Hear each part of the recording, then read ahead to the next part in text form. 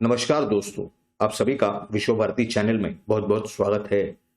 दोस्तों, भारत के सर्वोच्च न्यायालय यानी ऑनरेबल सुप्रीम कोर्ट का contempt of court Maha Vikas Aghadi की महाराष्ट्र सरकार ने किया है। इस तरह की जानकारियां सामने आ रही है। इसके सिवा बॉम्बे हाई कोर्ट यानी ऑनरेबल बॉम्बे हाई कोर्ट ने भी महाविकास आघाड़ी सरकार को लताड़ लगाई है। इसके सिवा और आपको बताएं कि अनिल देशमुख ये एक ऐसे कांटे बन गए हैं जो न उगलते बनते हैं न निगलते। तो ये जो पूरी परिस्थिति है इसकी हम आपको पूरी जानकारी देने जा रहे हैं। मुंबई पुलिस के पूर्व पुलिस आयुक्त परमवीर सिंह, इन्होंने तो सीधा सीधा कबूली जवाब दे दिया कि अनिल देशमुख जब गृह मंत्री थे तो वो अनऑफिशियल लिस्ट दिया करते थे, यानी चिट्ठियां दिया करते थे कि किसकी ट्रांसफर और किसकी पोस्टिंग कहां करनी है। 100 करोड़ के वसूली का मामले की जांच तो अलग चल रही है, लेकिन एनफोर्समेंट डायरेक्टोरेट ने ये जो ट्रांसफर एंड पोस्टिंग केस है, ये जो मामला है, इसमें चार्जशीट फाइल कर दिया और उसकी भी जानकारियां बाहर आ रही हैं। उसमें काफी सारी महत्वपूर्ण जानकारियां इस तरह की प्राप्त हो रही हैं कि उसके अंदर बहुत बड़ी धांधली हुई है। ये जो कमिश्नर थी वहां पर सीआईडी की रश्मि शुक्ला, ये इनके खिलाफ तो गलत साजिश की जा रही है। ये तो स्पष्ट रूप से इस चार्जशीट में जो जानकारी है उस वजह से स्पष्ट रूप से दिखाई दे रहा है, नजर आ रहा है कि इनके अनिल देशमुख साहब के एक पीएस हैं संजीव पालांडे, उन्होंने भी ये जानकारी कबूल की है कि ये चिट्ठी पर लिख करके एक लिस्ट दी जाती थी। एक और कैबिनेट मंत्री आते थे, ये सब अपने विधायक यानी एमएलए और एमएलसी से जानकारी लेते थे, उनसे उनकी लिस्ट लेते थे और उस हिसाब से यहां पर ये ट्रांसफर और पोस्टिंग किया करते थे। अभी कैसे होता था आपको बताएं कि परमवीर सिंह ने यह स्पष्ट रूप से बताया है कि ये जो लिस्ट जो है ये अतिरिक्त मुख्य सचिव गृह विभाग के यानी गृह मंत्रालय के, इनके पास ये लिस्ट जाती थी। ये कच्ची चिट्ठी ये उनके पास जाती थी। एक कैबिनेट मंत्री ये अनिल देशमुख के साथ हुआ करते थे। शायद वो नवाब मलिक होने की संभावना नकारी नहीं जा सकती आज के हालात में। और ये बताया जा रहा है कि वो जो कैबिनेट मंत्री है वो भी अपनी एक लिस्ट अलग से लाया करते थे। तो ऐसी जो पूरी जानकारी आ रही है ये बहुत ही जबरदस्त जानकारियां हैं, हिला देने वाली जानकारियां हैं। परमवीर सिंह को सह्याद्री गेस्ट हाउस बुलाया जाता था, वहां पर एक कैबिनेट मंत्री अनिल देशमुख के साथ होते थे और ये अपनी लिस्ट उनको देते थे। Additional chief secretary Sitaram Kunte, जो कि बाद में मुख्य सचिव बने, चीफ सेक्रेटरी बने महाराष्ट्र के, बनाया गया उनको, वो फोन करके, जब वो एडिशनल चीफ सेक्रेटरी थे रहे उस समय, वो फोन करके जो सभी को संपर्क करते थे पुलिस इस्टेब्लिशमेंट बोर्ड के सभी मेंबर्स को, और उन्हें बताया जाता था ये जो चिट्ठियां मिली है और उस वही चीजें यानी वो जो चिट्ठियों में लिखा गया है वही वो मेंबर लोग किया करते थे, वो जो सदस्य थे पुलिस इस्टेब्लिशमेंट बोर्ड के। तो ये जो पुलिस इस्टेब्लिशमेंट बोर्ड है उनके सदस्य अगर वही करते हैं जो उन्हें ऊपर से बताया जा रहा है, कॉम्प्लाई करते हैं, तो ये लोकतंत्र कहां रह गया? इसमें ट्रांसपेरेंसी कहां रह गई? गोपनीयता कहां रह गई? कॉन्फिडेंशियलिटी कुछ नहीं रह गई। इस तरह से ये गृह विभाग उस समय काम करता था। इस प्रकार की जानकारियां वो चार्जशीट के वजह से प्राप्त हो रही हैं। इसके सिवा उन्होंने ये भी बताया कि जो बजरंग खरमोटे थे उन्होंने वो 40 करोड़ का व्यवहार किया। कौन से 40 करोड़? जो जुलाई 2020 में जब ये पूरा लॉकडाउन लगा रहा था उस समय कुछ मुंबई के 10 डीसीपी आला अधिकारी यानी आईपीएस अधिकारी, इनकी जो बदलियां की गई, जिसे बाद में रद्द किया गया, उस विषय में परमवीर सिंह ने बताया है। क्या बताते हैं? वो कहते हैं कि उन्हें व्हाट्सएप मैसेज आया एडिशनल चीफ सेक्रेटरी होम का, सीताराम कुंटे का, कि ये रद्द किया जाए, और उसके बाद ये बदलियां रद्द की गई। और उसके बाद जब वहां से ऊपर से आदेश आया उसके बाद ये बदलियां की गई, जिस विषय में सचिन वाजे ने बताया था। क्या बताया था उन्होंने स्पष्ट रूप से जानकारी दी थी कि 40 करोड़ रुपए की इसके अंदर वसूली हुई है इन ट्रांसफर के मामलों में। और उस विषय में ये चार्जशीट में ये जानकारी लिखी गई है, दी गई है कि ये जो 40 करोड़ रुपए है इसकी जो बदर पार्ट है वो किसने की? तो बजरंग खरमोटे करके जो डिप्यूटी आरटीओ हैं, जो काफी नजदीकी व्यक्ति माने जाते हैं, अनिल देशमुख के बहुत ही करीबी व्यक्ति हैं, मित्र हैं, जो भी हैं, उन्होंने इसकी पूरी बंदरबाट की। अनिल देशमुख, उनके जो पर्सनल सेक्रेटरी हैं संजीव पालांडे और परिवहन मंत्री अनिल परब, ये तीनों के बीच में इस तरह की जानकारियां चार्जशीट से निकल कर आ रही हैं। अब ऐसी परिस्थिति के अंदर क्या उम्मीद की जा सकती है कि वहां पर किस तरह की, किस प्रकार की कानून व्यवस्था रह सकती है या रहेगी। ऐसे पूरे परिस्थिति के अंदर जब सह्याद्री गेस्ट हाउस, जो कि एक सरकारी गेस्ट हाउस है, वहां पर एक पुलिस कमिश्नर को बुलाया जाता है और उसे अनऑफिशियल चिट्ठी दी जाती है। ऐसे परिस्थिति के अंदर ये सब के चलते और भी जो जानकारी आ रही है वो है कि नासिक के सिन्नर पुलिस स्टेशन पर एक मामला हुआ था जो शायद अदखल पात्र यानी नॉन कॉग्निजेबल ऑफेंस था, लेकिन उसमें जिसके खिलाफ शिकायत थी उन्हें सेक्शन 149 आईपीसी के तहत एक नोटिस दी गई कानून व्यवस्था बनाने के लिए। लेकिन कानून सबके लिए सेम है संविधान के हिसाब से, लेकिन जो शिकायत करता है उन्हें किसी चीज के लिए रोक टोक नहीं। जिन्हें नोटिस प्राप्त हुई वो मुंबई उच्च न्यायालय यानी बॉम्बे हाईकोर्ट गए।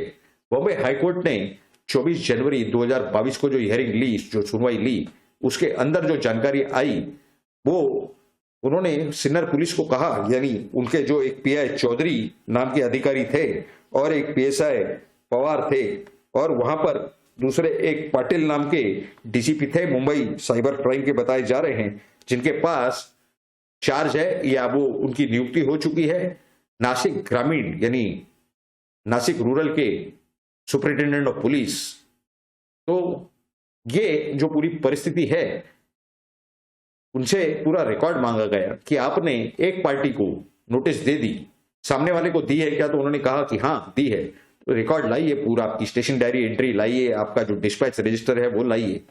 और ये सबके बाद में जब ये रिकॉर्ड आया 25 जनवरी को सम्माननीय उच्च न्यायालय के सामने, तो उन्होंने देखा कि ये बाद में एंट्रियां की गई थी और तारीख वही दिखाई गई थी, यानी उसी तारीख पे जबरदस्ती नाम घुसेड़े गए थे डिस्पैच रजिस्टर में। स्टेशन हाउस रजिस्टर यानी स्टेशन हाउस डायरी के अंदर कोई एंट्री नहीं कि नोटिस सर्व किया गया है, क्योंकि ये जो नोटिस की कॉपी इन्होंने दी कि हमने शिकायतकर्ता को भी नोटिस दी है, उस पर शिकायतकर्ता की सही नहीं थी, यानी उसे प्राप्ति नहीं हुआ था। इसके ऊपर हाईकोर्ट ने सीधा सीधा कहा कि ये सीधा सीधा प्रथम दृष्टि में दिखाई दे रहा है कि आप किस तरह से मैनिपुलेशन कर रहे हैं, किस तरह से फॉर्जरी कर रहे हैं, वो भी उच्च न्यायालय के सामने।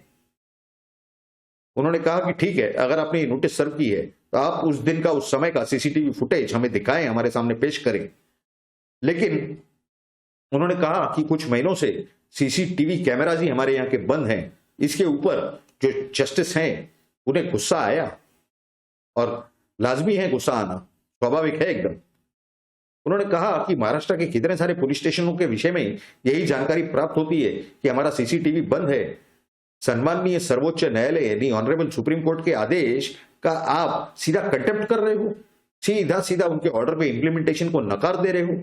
ये टोटल गलत बात है। हम ये जो कंटेम्प्ट ऑफ कोर्ट है, कंटेम्प्ट ऑफ सुप्रीम कोर्ट, ये हम रिकॉर्ड पे ले रहे हैं। और उन्होंने महाराष्ट्र के अभी के मुख्य सचिव को आदेश दिए कि जितने सीसीटीवी कैमराज हैं हर पुलिस स्टेशन के अंदर वो चेक करवाएं और उसकी रिपोर्ट वो खुद के पास मंगाएं, और इसकी रिपोर्ट वो सम्माननीय उच्च न्यायालय के सामने रखे। कितने कैमरा खराब हैं सीसीटीवी और कितने चल रहे हैं ठीक तरह से, और जो खराब हैं वो उन्हें दुरुस्त करके और उसके बाद में उसकी भी रिपोर्ट पेश करें। तो ऐसी ये पूरी परिस्थिति है महाराष्ट्र की, क्योंकि सुप्रीम कोर्ट और हाई कोर्ट ये पहले ही कई बार लताड़ लगा चुके हैं महाराष्ट्र विकास आघाड़ी सरकार को। महाविकास आघाड़ी की 3 अलग अलग साइज के पहियों की सरकार है। तो इसके सिवा इन्होंने फिर क्या किया कि हाईकोर्ट को रिझाने के लिए, सम्माननीय उच्च न्यायालय को रिझाने के लिए इन्होंने एक तरकीब निकाली। जब देवेंद्र फडणवीस मुख्यमंत्री रहे उस समय भी ऐसी परिस्थिति थी कि बॉम्बे हाईकोर्ट को काफी सारे जगह की, स्पेस की आवश्यकता थी, और उसके सामने, हाईकोर्ट के सामने जो सीटीओ का ऑफिस था यानी सेंट्रल टेलीग्राफ ऑफिस, वो जो पूरी इमारत थी वो खाली हो चुकी थी, बंद हो चुकी थी, क्योंकि सेंट्रल टेलीग्राफ सर्विसेज, ये टेलीग्राफ सर्विसेज ये पूरी तरह से कुछ साल पहले बंद कर दिए गए थे। उसका पहला माला जहां पर 18,000 स्क्वायर फीट की जगह है बताई जा रही है, वो रेंट पे देने का तय किया इस महाविकास आघाड़ी की सरकार ने। ये 27 तारीख को इन्होंने तय किया, यानी आज से 2 दिन पहले, गुरुवार के दिन। 25 तारीख को लताड़ लगाई जाती है, 27 तारीख को ये तय करते हैं, और इसका जो बजट बनाते हैं उसके अंदर भी धांधली स्पष्ट रूप से दिखाई देती है। क्या है उसकी आंकड़ेवारी, वो भी हम आपको पूरी जानकारी देते हैं। उन्होंने ये जो बताया, ये बताया कि 397 रुपीज पर स्क्वायर फीट, यानी 397 रुपए के पर स्क्वायर फीट के भाड़े से, यानी मासिक भाड़े से, मंथली भाड़े से उन्हें वो जगह हाईकोर्ट को दी जा रही है। उसकी प्रावधान वो भी राज्य सरकार ही करेगी। उसके अंदर क्या धांधली है वो हम आपको बताएंगे।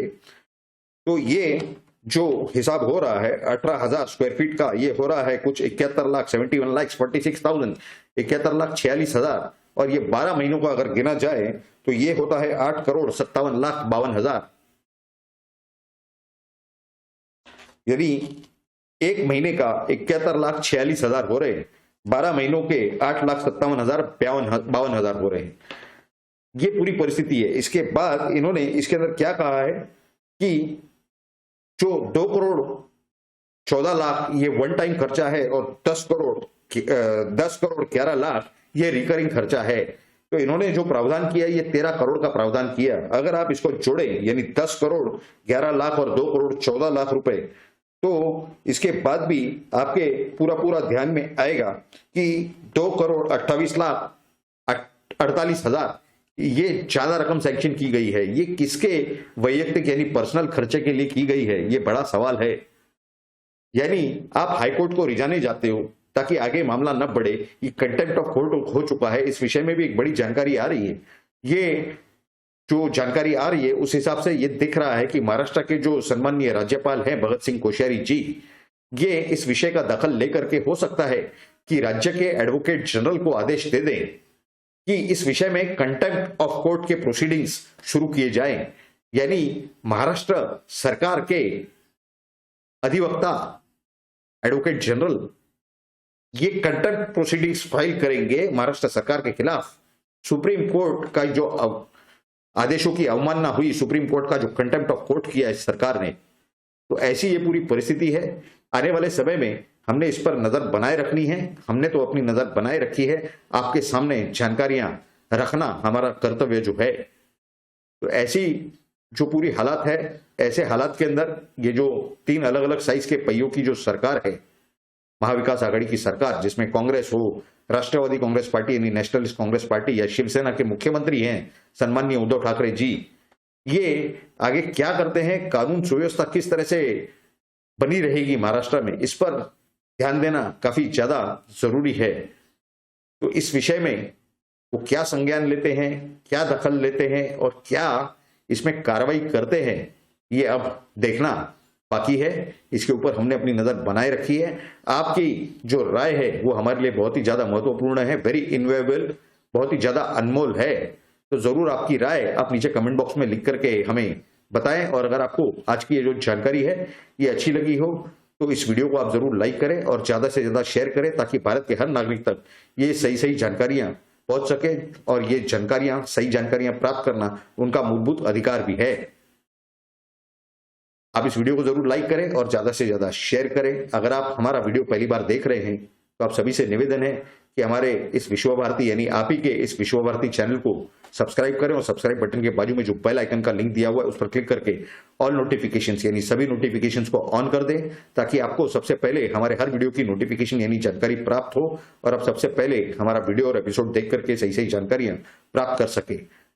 आपसे जरूर मुलाकात होगी, जल्दी मुलाकात होगी हमारे अगले एपिसोड यानी अगले वीडियो में। आप लोगों ने इस वीडियो को पूरा अंत तक देखा, इसके लिए आप सभी का बहुत बहुत धन्यवाद। भारत माता की जय, जय हिंद।